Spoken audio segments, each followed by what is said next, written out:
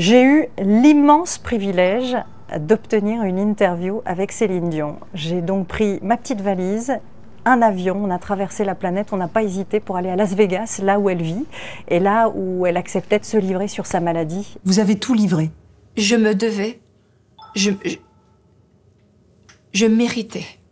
Je ne veux pas sonner prétentieuse en disant ça, mais je méritais de m'appartenir pour une fois. Et ça a été un des moments les plus forts de ma carrière. Je ne vous oublie pas, non, jamais. Vous êtes au creux de moi, dans ma vie. On se donne tellement, on se met tellement de poids sur soi-même qu'on va en crever. Et ça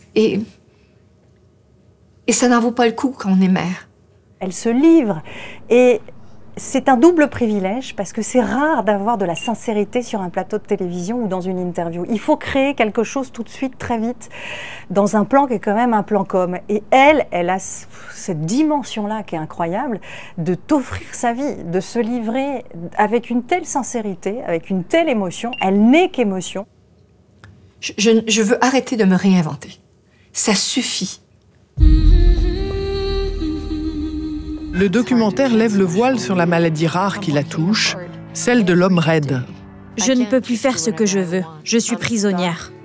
Le documentaire, il est exceptionnel parce que je ne crois pas qu'une star ait été aussi honnête physiquement parlant. C'est-à-dire qu'elle a dit à la réalisatrice, ne me posez jamais la question de est-ce que je peux filmer ça, est-ce que je peux pas filmer ça. Elle n'est pas maquillée, elle se montre dans des moments extrêmement douloureux. Et là, elle a cette transparence totale qui, je crois, est assez unique dans un monde où l'image est tellement importante. Ne vivez pas des douleurs seuls. Parlez à vos voisins, vos amis, vos amoureux, vos enfants, votre époux. Accepter vos faiblesses, c'est ça que vous avez avez fait. De les fait. accepter, mais aussi d'en parler et de consulter.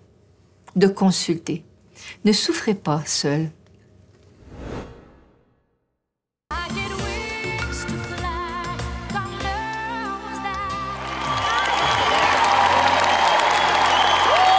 C'est la star, donc à ce titre-là, c'est très impressionnant. Et en même temps, elle te met très à l'aise tout de suite. Et je me permets de porter des chaussures plates, c'est pas dans mes habitudes. Elle est exactement la même en dehors de l'interview et dedans. Il se trouve qu'on a saisi quelques indiscrétions puisqu'on était dans une salle technique où on voyait les moments entre les interviews, parce qu'on était quelques-uns à attendre notre tour, et elle est exactement la même. Elle plaisante avec les techniciens, elle est très expressive physiquement avec son visage, elle fait l'imbécile, elle a un grand sens de l'humour. Je crois qu'on peut dire qu'on a été privilégiés parce qu'il y a 5 médias dans le monde, 5 télés dans le monde qui ont eu accès à Céline Dion. Et c'est drôle de voir comment, avec les Américains, elle est très offensive, elle est très expressive.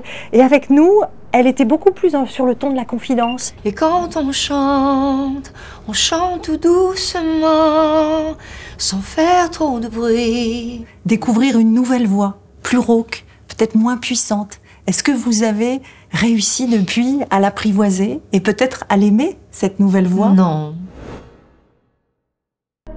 Encore un soir. Je me souviens à un moment donné, il y avait encore une heure, encore un soir qui passait juste avant le journal quand j'étais sur le plateau, parce que l'album venait de sortir. Et donc j'ai poussé un peu la chansonnette pour le plus grand malheur des ingénieurs du son. Moi je suis fan des albums en français de Céline Dion, même des albums anglais, oui j'étais fan. Et à ce titre-là j'étais un peu intimidée. C'est compliqué quand vous arrivez de l'autre bout du monde et que vous savez qu'elle a été sollicitée, que vous n'êtes pas forcément la seule journaliste à lui poser des questions ce jour-là. Il faut créer un relationnel en très peu de temps et qui est forcément artificiel parce qu'on n'a pas le temps de se connaître. Et donc on s'est dit avec le rédacteur en chef Cyril Offray, il faut qu'on lui offre un petit cadeau. Mais offrir un cadeau à Céline Dion, ça n'a pas de sens. On n'allait pas arriver avec une boîte de chocolat. J'ai un petit cadeau pour vous. J'ai vu dans une interview récente que vous rêviez de revoir la Tour Eiffel. Donc je vous ai apporté un tout petit cadeau de Paris. C'est comme un porte-bonheur pour vous dire que les Français aussi rêveraient de vous revoir. Donc voilà. Pas plus que moi, je peux vous assurer. C'est tellement gentil. Évidemment, la question, c'est de savoir si elle reviendra sur scène un jour. On la lui a évidemment posée et la réponse, elle est sans ambiguïté. Je ne sais pas quand. Mais je vais revenir sur scène. Je vous dis à bientôt. Je me permets de vous dire à très bientôt. Merci infiniment. Bisous à tous. À bientôt. Ciao.